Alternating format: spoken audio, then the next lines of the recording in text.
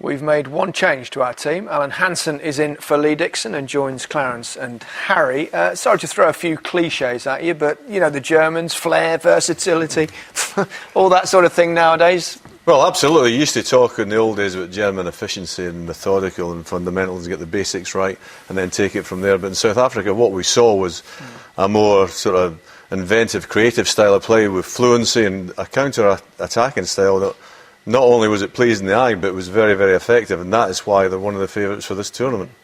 7 Bayern Munich players in their starting lineup, Harry. That's quite a strong team perspective. Is there a danger, though, of a hangover effect because of what happened to them in the Champions League final, do you think? No, I think they'll move on from there now, Gary. You know, it's a new day, new tournament. It's got some quality players, you know, but so are Portugal. You look at that Portugal team as well.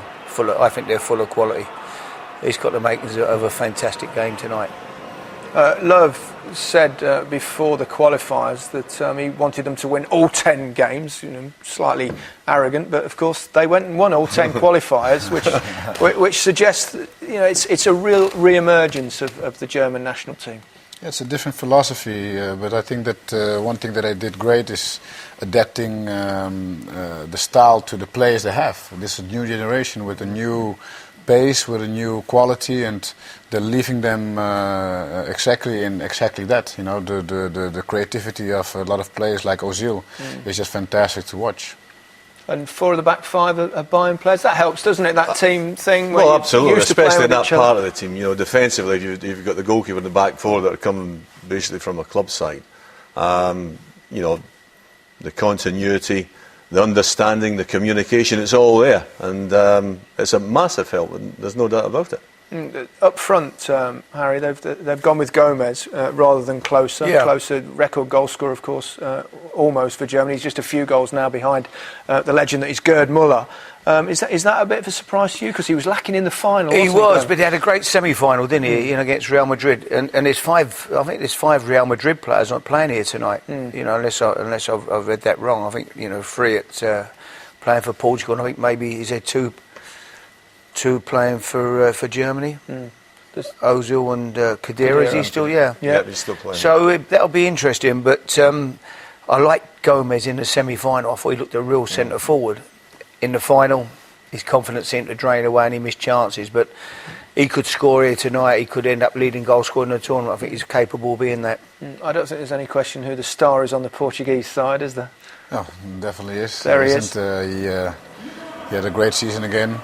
I mean, the thing is that with Portugal, I always have my doubts about their mental strength, you know, to keep on playing like a team.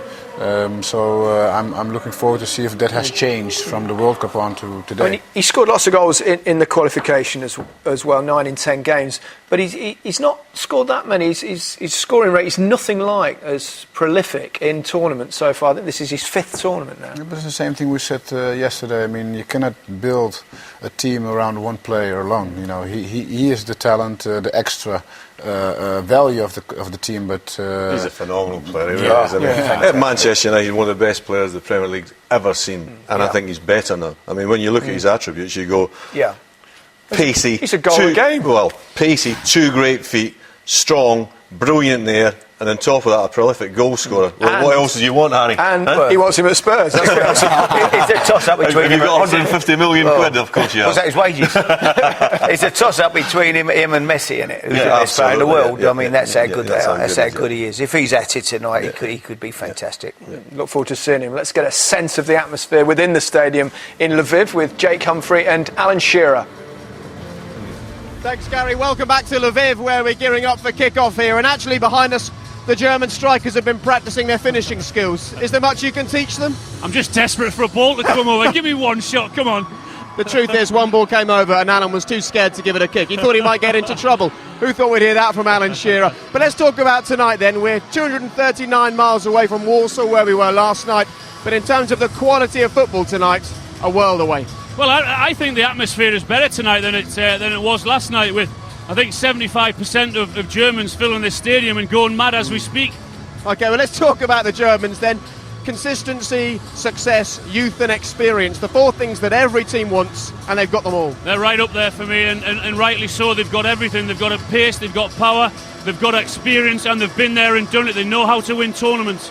Okay, and as for Portugal, well, Cristiano Ronaldo, he hogs the headlines for the right reasons, but perhaps we should be talking about their defence. They conceded the most goals of any team that qualified for the tournament. Not the greatest defence, to be honest, but in the last 4 championship finals, they've had 2 quarter-finals, they've had a semi-final, they've had a final, so they mustn't be underestimated. They've got Ronaldo, they've got Beppe, they've got Contrao, 3 Madrid players.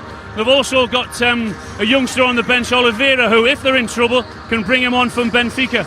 Okay, and having seen the Danes beat the Dutch, both these teams will know a win here will be huge. Well, I do. I fancy the Germans, looking at their team, not only their first 11, but with the subs they can bring on also. They're very, very strong, so it's the Germans for me. Okay, thank you very much. And it's actually the Germans, for most of the people in this stadium, feeling very much like a Germany home game with the fans who are here. It must be 80 or 90% German, but we're gearing up for the smallest stadium for this year's European Championship to host some of the biggest names. And the biggest noise as well. Got a terrific great atmosphere atmosphere, within the absolutely stadium. fantastic, yeah. How do you see this one panning out? As expected, a German win, Well, or can the Portuguese surprise them? with Harry, and you know, I'm looking at the Portuguese side, and I think they've got a lot of talented players in there. I think if they can get the support to Ronaldo, you know, he can cause major problems for any defence. I think it might end up a draw. Harry, I think it'll be a tight game, Gary. I do. I think that they're dangerous, Portugal. I think they've got players that can do something special. Nani can play. Ronaldo, they're talented in midfield.